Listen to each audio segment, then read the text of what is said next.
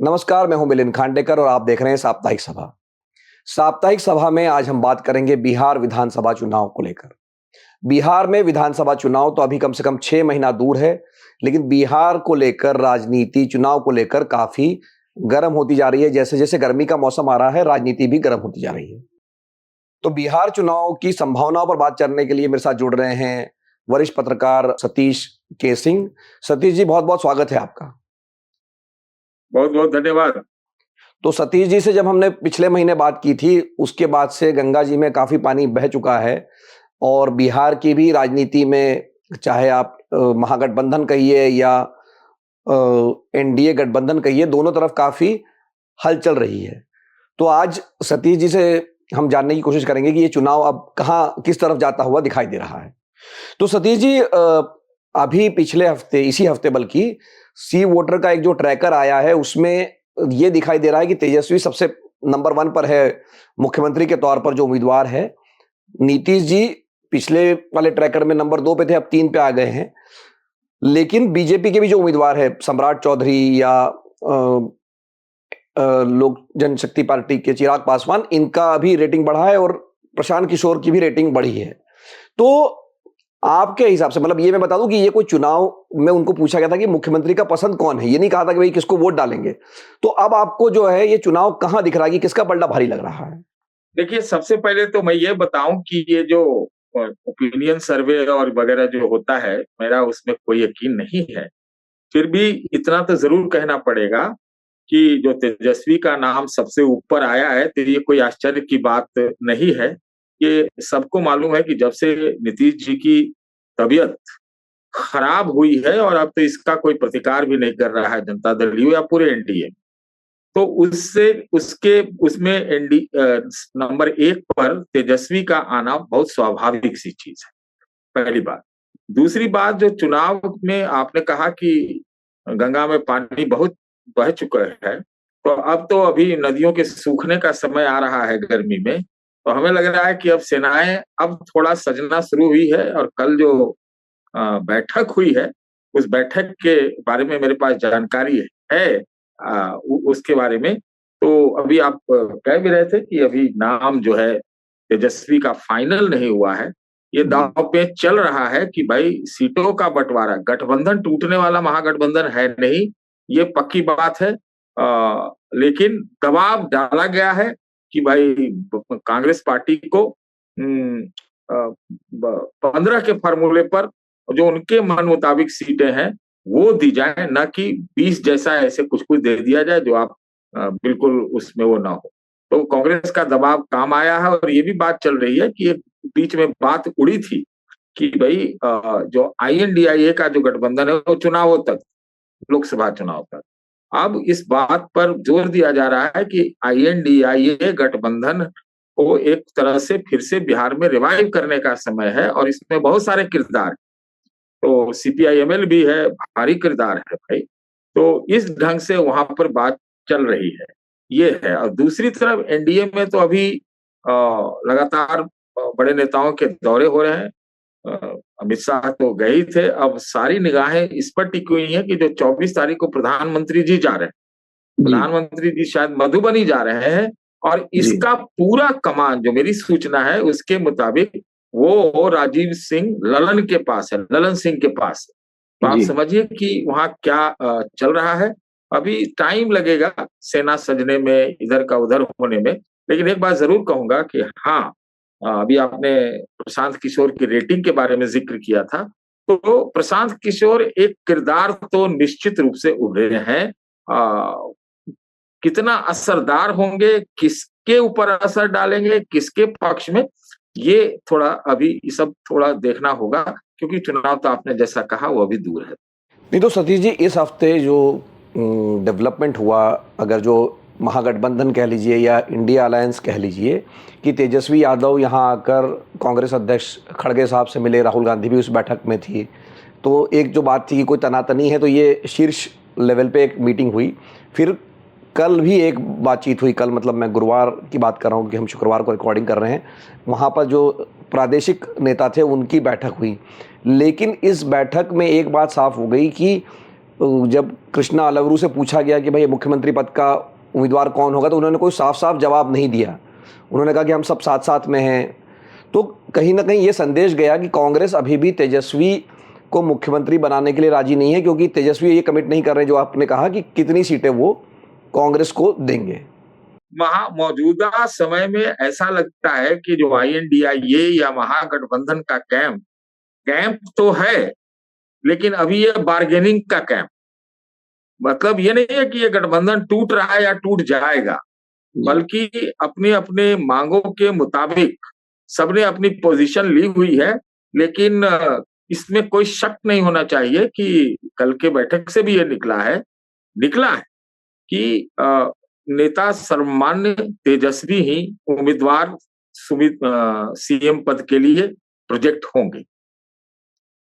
सतीश जी, ये जो बात बार कही जाती है कि 2020 में RJD की सरकार बन जाती है, लेकिन कांग्रेस का जो स्ट्राइक रेट था, उन्होंने 70 सीटों पर चुनाव लड़ा और उनको 19 ही सीटें मिली। RJD ने 143-44 सीटों पर चुनाव लड़ा और उनको 74-75 सीटें मिली। तो ये बार कही जाता है कि अगर RJD ने उनको इतनी सीटें नहीं दी होती तो कांग्रेस को ज़्यादा सीटें दे दी, इसलिए वो चुनाव हार गए, जरासे से रह गए। हालांकि मैं इसमें मतलब आपकी राय जान लूँ इससे पहले एक और मैं डेटा दर्शकों को बता देता हूँ कि कांग्रेस का कहना यह है कि जो 70 सीटें उन्हें दी गई थी, उसमें से 35 सीटें ऐसी थी जो 1985 के बाद ना RJD जीती है ना कांग्रेस जीती है। तो उसका कहना यह कि हमको तो दरअसल 35 ही सीटें दी गई थी, उसमें से हम 19 सीटें जीत गए।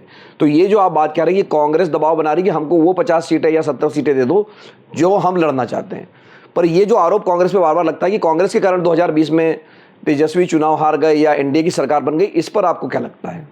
देखिए, मेरा मानना है कि 2020 में अप्रत्याशित रूप से तेजस्वी जो है एक बड़ा मतलब लगभग मुख्यमंत्री के रूप में एक सितारा उभर गए। अप्रत्याशित मतलब इतना उम्मीद शायद उनको भी नहीं होगी या किसी को नहीं थी। आप इस बात को समझिए। मुझे लगता है कि 2020 में एकाएक मतलब वो समझिए कोरोना का टाइम था, उससे आगे तो वो एक अव्यवस्था बिहार में थी, मतलब मारा मारी थी, लोग कराह भी रहे थे वगैरह वगैरह, रोजगार वगैरह की कमी और सब तो रहती ही है। उसमें वो उभरे और एक लगता है जैसे तूफान की तरह वो छाते चले गए। लेकिन क्या है, लालू प्रसाद यादव जेल में थे, चला रहे होंगे पीछे से भी, ऐसी बात नहीं है। लेकिन मुझे क्या लगता है कि जो चुनाव जो है उत्साह पर ज्यादा लड़ा गया, स्ट्रैटेजी पर कम लड़ा गया। और जो 2020 का ये लोग चुनाव असली हारे मेरे ख्याल से, उसका मुख्य कारण 2 थे। एक की स्ट्रैटेजी की कमी, 3 कहेंगे, दूसरी की जो स्ट्रैटेजी की कमी और जो मैनेजमेंट होता है उसकी कमी, और दूसरा ये कि जो सीमांचल है, सीमांचल में AIMIM की उपस्थिति की इन लोगों का उनको मतलब अंदाजा नहीं लगा कोई इतना डेंट पहुंचा दें। ये 2 बात थी। और तीसरी बात निश्चित रूप से थी कि कांग्रेस को वो सीटें दी गई जिसका आपने डेटा में भी उल्लेख किया कि 85 से। तो ये बात तीनों कारण मिलके हुआ। लेकिन हमको ये भी तो नहीं भूलना चाहिए कि शायद इतना अच्छा परफॉर्मेंस नहीं होता तेजस्वी का या फिर इस गठबंधन का, अगर ये चिराग पासवान की एक भूमिका रही NDA को घटाने में या नीतीश को आधा करने में। जी नहीं, ये बात आप सही कह रहे हैं और यही मैं बात पर जो बातचीत ले जाना चाहता हूं सतीश जी, कि दोनों जो गठबंधन थे उनको 37% वोट मिले थे पिछली बार और उसमें चिराग पासवान का वोट शामिल नहीं था। तो इस बार चिराग पासवान भी NDA का ही हिस्सा है। लेकिन NDA में भी खटपट चल रही है, क्योंकि आपने देखा होगा कि निशांत कुमार जो कि नीतीश कुमार के बेटे हैं, उन्होंने ये कहा कि अमित शाह अंकल आए थे और उन्होंने कहा कि नीतीश कुमार ही मुख्यमंत्री बनेंगे। फिर हरियाणा के मुख्यमंत्री ने कह दिया कि सम्राट चौधरी, मतलब इन शब्दों में नहीं, लेकिन उनके कहने का आशय था कि सम्राट चौधरी ही जो है BJP का झंडा बनाएंगे, चढ़ाएंगे और मुख्यमंत्री के उम्मीदवार वो हो सकते हैं। फिर BJP की तरफ से सफाई आई कि नहीं, सम्राट चौधरी ने कहा कि नहीं, नीतीश जी ही है। और JDU ने भी एक पोस्टर लगा दिया कि 25 से 30 फिर से नीतीश। तो ये जो बात है नीतीश कुमार के नेतृत्व को लेकर, बीजेपी कोई बहुत साफ-साफ भी नहीं कह रही है, जैसे पहले उम्मीद थी, हमने पिछली बार भी जब बात की थी कि प्रधानमंत्री जब आएँगे तो शायद वो कह देंगे कि नीतीश हमारे नेता हैं, लेकिन बीजेपी की तरफ से भी अभी तक ये कुछ कहा नहीं जा रहा है। तो ये जैसे एक महागठबंधन में खटपट है, वैसे ही हम इधर भी खटपट देख रहे हैं। देखिए, नीतीश कुमार, मैं नहीं कह रहा हूं कि व्यक्ति के रूप में, आचरण के रूप में, या कैरेक्टर के रूप में, या आदि के रूप में वो उनका कोई ह्रास हुआ है, लेकिन नीतीश कुमार एक बोझ बन गए हैं, इसमें कहीं से कोई शक, क्योंकि उनका स्वास्थ्य ठीक बिल्कुल नहीं है, बात सही है, अनस्टेबल है वो, तो ये बोझ है। लेकिन नीतीश कुमार, चूंकि उनकी हस्ती बड़ी है और उनका एक कमिटेड वोट है, उनके जातियों के समूहों का, उनका जो सोशल एक्सपेरिमेंट रहा है, वो वोट अभी भी है।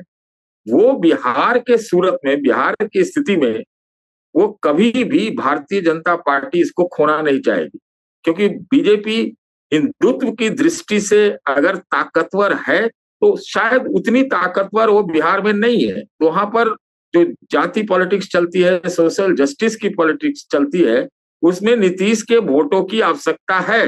नहीं तो अब तक नीतीश जी को कब का उखाड़ के फेंक दिया होता भारतीय जनता पार्टी ने। उसके लिए बहुत मुश्किल नहीं है, लेकिन हमको लगता है यही कि अभी चुनाव तक चाहिए। मुझे नहीं लगता है कि उनको हटाया जाएगा, लेकिन उसके बाद किसी भी सूरत में नीतीश जी मुख्यमंत्री नहीं रहेंगे, क्योंकि अभी ही वो मुख्यमंत्री हैं या नहीं है, कौन चला रहा है, कैसे चला रहा है, ये एक सवाल है। तो ये आप कह सकते हैं, लेकिन स्ट्रेटजी यही कहती है कि इनको मुखौटा बना के रखा जाए, उनको नाराज नहीं किया जाए, उनको नाराज किया जाए या नहीं किया, उनके वोटरों को नाराज नहीं किया जाए, और नीतीश जी अनस्टेबल हो या कुछ हो, कभी भी पलट सकते हैं। तो ये सारी स्थितियों को भांपते हुए हमको जो जानकारी मिली है वो ये है कि जो इस लोकसभा चुनाव में जो एक्सपेरिमेंट आरजेडी ने खास तौर से बाकी जातियों को जोड़ने का किया था कैंडिडेचर में, उसके ऊपर वो ताक लगा के बैठी हुई है कि नीतीश जी के साथ कुछ भी होता है तो उसके उस वोट के हकदार हो जाएंगे, क्योंकि शायद उनके वोटर उनको वो वोट ट्रांसफर कर देंगे। तो अभी ये चल रहा है, सहमत का खेल चल रहा है, लेकिन नीतीश कुमार का भविष्य हम लोग बहुत अच्छे से देख सकते हैं कि क्या होगा। हो सकता है कि उनको दिल्ली लाया जाए, कुछ और पद के लिए बना लिया जाए, लेकिन नीतीश जी को मुख्यमंत्री एज सच पूरा प्रोजेक्ट करके हमको उसमें भी दिक्कत नजर आती है। नेता बना के प्रोजेक्ट कर सकते हैं। एक बात और कि वो जो नायब सिंह सैनी ने जो कहा, ये सब भी एक दबाव बनाने का हिस्सा है, लेकिन मुझे नहीं लगता है कि भारतीय जनता पार्टी ये जोखिम लेगी कि वो नीतीश से किनारा करे। नीतीश कुमार का महत्वपूर्ण योगदान हमने सतीश जी पिछली बार लोकसभा चुनाव में भी देखा। पहले ये लग रहा था कि नीतीश कुमार ही बोझ है, उनकी वजह से ही एनडीए को बिहार में नुकसान होगा, लेकिन उनका प्रदर्शन बीजेपी से भी स्ट्राइक रेट के मुकाबले में अच्छा रहा था। लेकिन कार्यक्रम के आखिर में सतीश जी वही सवाल जो मैं हमेशा पूछता हूँ कि 6 महीना रह गया है अभी, तो किसका पलड़ा आप भारी देखते हैं?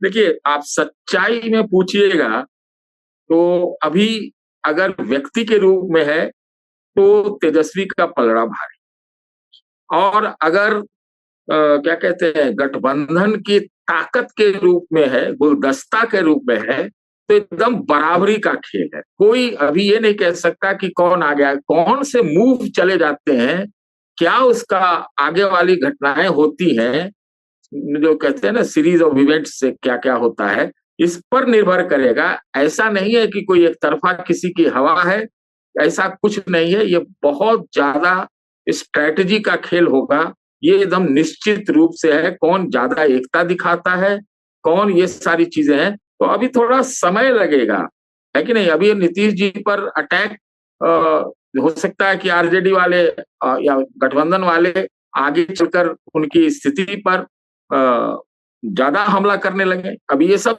उसका क्या फलाफल होता है ये अभी देखना होगा, लेकिन ये मोटा मोटी अगर हम एक बात जरूर कहेंगे कि मैं अभी कोई विनर नहीं दे सकता, विनर नहीं दे सकता। पीके की का क्या भूमिका होगा, क्या पीके जो है प्रशांत किशोर इस बार के चिराग पासवान साबित होंगे और किसके लिए साबित होंगे, ये भी महत्वपूर्ण ज्यादा है उस।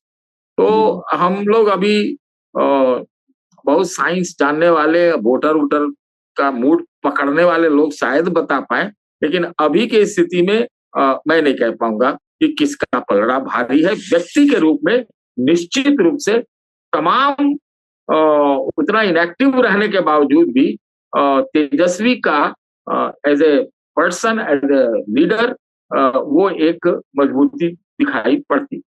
बहुत बहुत धन्यवाद जी। एक चीज और, ये देखिए, वक्फ के आने से भी परिवर्तन हुआ है भारी। तो ये सब सारी चीजें अब किस रूप में क्या रूप लेंगी अभी नहीं कहा जा सकता। बहुत बहुत धन्यवाद सतीश जी इस बातचीत के लिए। तो हमारे साथ जुड़े थे सतीश कुमार सिंह। उनका ये कहना है कि बिहार में मुकाबला जो है बराबरी का है, कांटे की टक्कर है और वो किधर भी जा सकता है। एक जो बात बार बार हो रही उसका उल्लेख सतीश जी ने भी किया कि पिछली बार जो सीटें आरजेडी या महागठबंधन को मिली उसमें कहीं ना कहीं चिराग पासवान की भी भूमिका थी, जिसकी वजह से जेडीयू की भी सीटें कम हुई। तो क्या इस बार वो जो चिराग पासवान की भूमिका है उसमें पीके होंगे, प्रशांत किशोर होंगे, और अगर वो होंगे तो वो किसके लिए सीटें काटेंगे? क्या वो आरजेडी की सीटें काटेंगे, जेडीयू की सीटें काटेंगे? कुल मिलाकर अभी भी चुनाव में 6 महीने का समय है और हम इस पर बातचीत सतीश जी से भी करते रहेंगे समय समय पर। एक बार फिर से आप लोगों का बहुत बहुत धन्यवाद। सतीश जी, आपके बहुत बहुत धन्यवाद।